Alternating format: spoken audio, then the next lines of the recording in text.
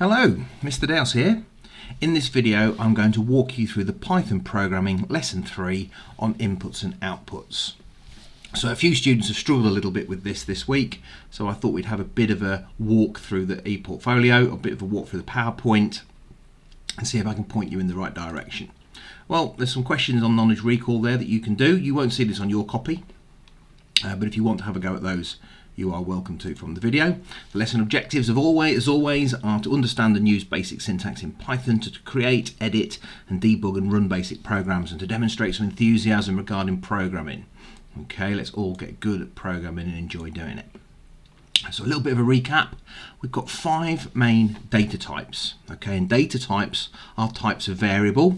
And if we look at the next slide, it tells us that a variable is just something that we can store in memory. Okay, so I've called this box here my var, and in it I've stored the string store me, and I can open that box up at any point from computer memory and find the information store me inside. And there are 5 different types of variable. There's an integer variable, okay, and that stores whole numbers. There's a float variable, and that stores decimal numbers such as these. There's a string variable, and that contains anything that's in quotes. So 1, 2, 3 could be a string if it's in quotes, and equally ABC could be a string if it's in quotes. So could a single character, just A, or an entire sentence, or an entire book, if you like, could be a string as long as it's enclosed in quotes. A Boolean, well, that's a true or false variable. It's got 2 states, one is true and one is false.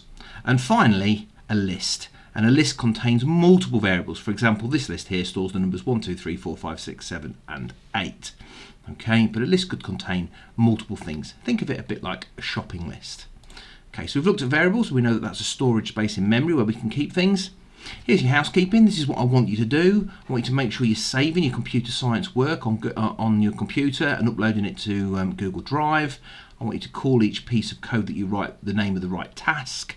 I want you to take snips of the code that you've written, okay, and add them in your ePortfolio. And I want any outputs of bugs that you've got. If you ran the code and got a bug, I want to see that as well. Let me see that you got a bug, and then you're able to fix it. And then finally, I want to see a result of the running code. So you're going to write the code, save the code, take a snip of what you've written, take a snip of any bugs, take a snip of it working.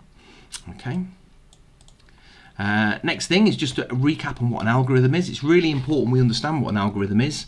So an algorithm is a step-by-step series of instructions to perform a complex task. So if you imagine that Mr. Dowse has never ever seen cake before, and that obviously explains why I'm so slim.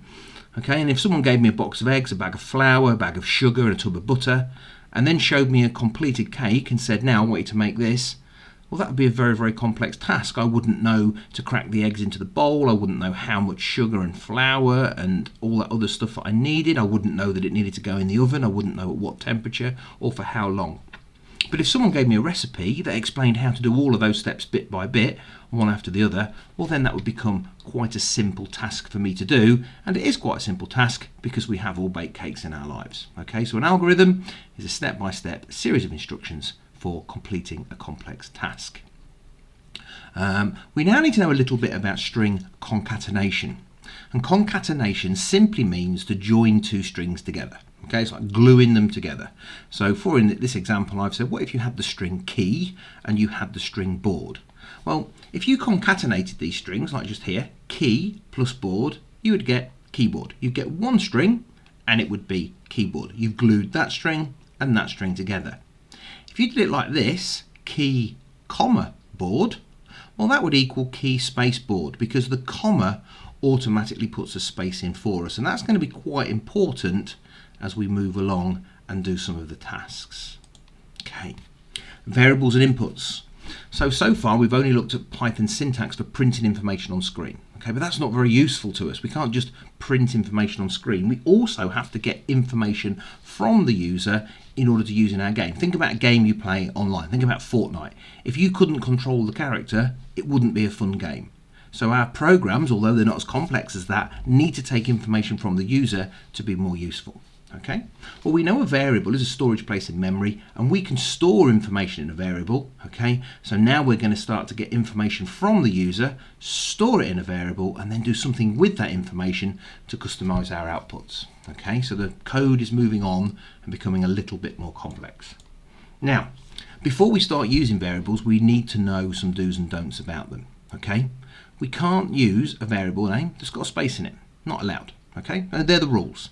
It's a bit like grammar in English. You have to use a capital letter at the start of a sentence. You have to use a full stop at the end of the sentence. You might have to use a comma or a colon or a semicolon, a hyphen. Those are the rules. And syntax in Python is the same. They have their own rules and they have to be abided by. In fact, they're a little bit stricter in Python, because if you forget a capital letter at the start of a sentence in English, you might get a red mark in your book, but the teacher will still be able to read and understand it. In Python, if you make a mistake, the interpreter won't understand it and you'll get an error, and it won't work until the code's absolutely perfect. So if we're creating variables, we can't have spaces. Okay, we can't have dashes, because Python sees that as a minus sign. So I could have a variable here called my, which has got the value 6 stored in it, and I could have the value there name, which has got the value 4 stored in it, and therefore 6 take away 4 would equal 2. So we can't have variables with a mathematical symbol in. So we can't have a takeaway, we can't have a dash. Okay, we also can't have pluses or stars or slashes, because it sees them as an add, subtract, a multiply and a divide. Okay, we can't start a variable name with a number. Won't let you, okay, because again it thinks that's an indices, 2 to the power of whatever's stored in things. So again it thinks it's mathematical, and again it's not allowed. This one here, however, yep, absolutely fine. It can all be in capitals if you want. You can have underscores, that's absolutely fine, and you can even have numbers as long as they're not right at the start. Okay, so as it says here, variables can include capital letters and underscores. They can have numbers too if they're not at the start. This is a valid variable declaration. So let's get on to some code. Okay, what you're being asked to do now is you're being asked to write this code, and write these 4 lines of code, and your job is to decide what you think is going to happen. Okay, not all of those lines of code are going to work. Some are going to cause an error, and your job is to try and tell me, without writing it first, which ones are going to cause an error, and then when you find one that causes an error, you can just comment it out so you can see what happens to the next one. So here, print my variable. Well, here I've got my in lowercase and a capital V variable, okay? And I've also got that just up here. So print my variable, well, that's going to print whatever's stored in this variable. And what have we stored in it? Well, we've stored test1. So I think this first line of code is going to print out test1. What's the second one going to print out? Well, that's for you to try and work out. Write it, run it, and see. What about the third one? Will that work, or will that give us a syntax error? Have we declared this variable above here? Have we done that? Maybe, maybe not. Will this work? We've definitely declared this variable, my variable, there it is. But will this work? Is there something wrong with this line of code? That's what you need to tell me. Write the code and prove that you were right, or explain why you were wrong. Task 10. Well, again, we've got to write some code. And here I've written test1 hello/world, test2 hello/n new world, and test3 hello/new world. And then I'm printing out what's stored in test1, which is this, what's stored in test2, which is this, and what's stored in test3, which is this. And again, your job is to tell me what this is going to print out before you write it. So do you think it's going to print out, for example, hello/world, hello/n new world, hello/new world? That's a good example of what you might think that might print out. Why wouldn't it at the end of the day? Well, write down what you think, type it up, run the code, and explain to me why you were right or why you were wrong. Okay, task 11. Now this is where some students are starting to get a little bit stuck. Okay, this is where people are not sure what to do. So let's have a look at the code. We've got name is equal to quote quote. So I've created a variable, a storage space in memory for a string because it's in quotes, but I've not put anything in that string. So it's basically a blank variable place at the minute. It's like an empty box waiting for something to go in it. Here I've said my empty box called name is now equal to the input. That means something that we take from the user of the computer, and they're going to answer this question, hopefully. And the question that they're going to see is, what is your name? So hopefully the answer to what is your name is their name. They'll type that in, and that will get stored in this variable here. So our empty box called name will have the name of someone stored in it. In my case, this empty box called name will have Mr. Dowse stored in it. And then the final line of code, we're going to print to the screen hello, which is what we've done before. Then we've got a comma. Let's just go back up here really quickly. Let's see if we can find that concatenation of strings. Can't find it, gone past it, bear with me. Here we go. Well, if we use a plus, it glues them together. If we use a comma, well, it puts a space in for us. So what's happening down here at task 11? Well, it's saying hello, in quotes, comma, gives me a space, and then name. What's stored in name? What was stored in that box name? Well, it was Mr. Dowse. Okay, so let's have a quick look at that and make sure that that does actually work as I've said. So I'm going to go, I'm just opening this code. Here we go. I've got the code here now. And I'm going to say, so here it is, exactly the same. Name equals input, what is your name? Print hello name. And I'm going to say run, and run module. Okay, here it is, what is your name? Well, my name is Mr. Dowse. And it says, hello Mr. Dowse. Okay, so that worked. That took my information in there, it stored it in this variable here, and then it printed it out there. Let's prove it. Let's go with a different input so you can see that it works. Well, I'm not going to call myself Mr. Dowse this time. I'm going to call myself something silly. So I'm going to type in bend over. And it says, hello, bend over. Okay. So again, I need to put evidence of that, evidence of my code, evidence of my output into my ePortfolio, explain what I thought was going to happen, and then show what actually did happen. Task 12 then. Well, let's have a look.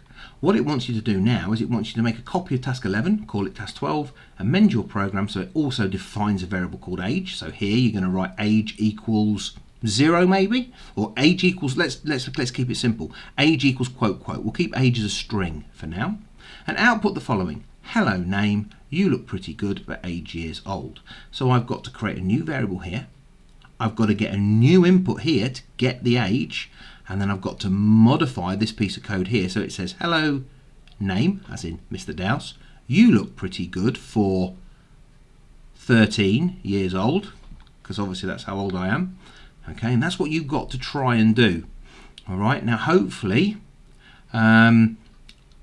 you've looked at my other short video that shows you how to do something very similar on Python 11, and that will help you with this one in Python 12. If you haven't watched that short video, it's well worth a watch because it will really help you get to grips with that. Task 13, well now I'm asking for you to improve it even further, so now we get the person's gender.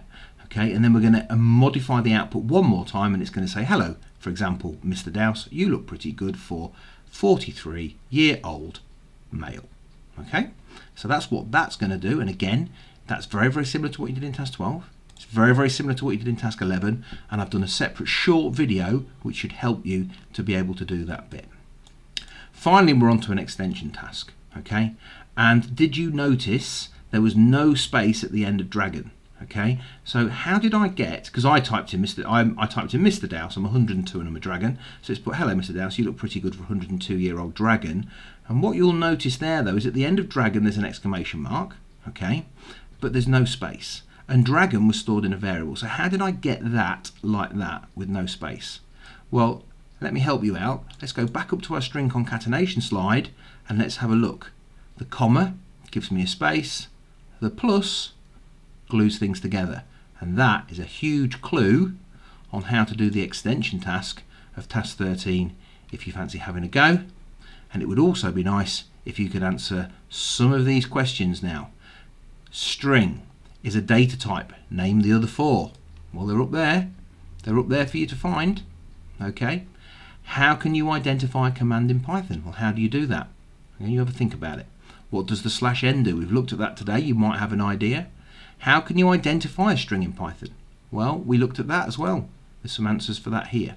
So the answers to these questions are all in this slide. You've just got to take a moment or two to read through it and have a look and get these tasks done.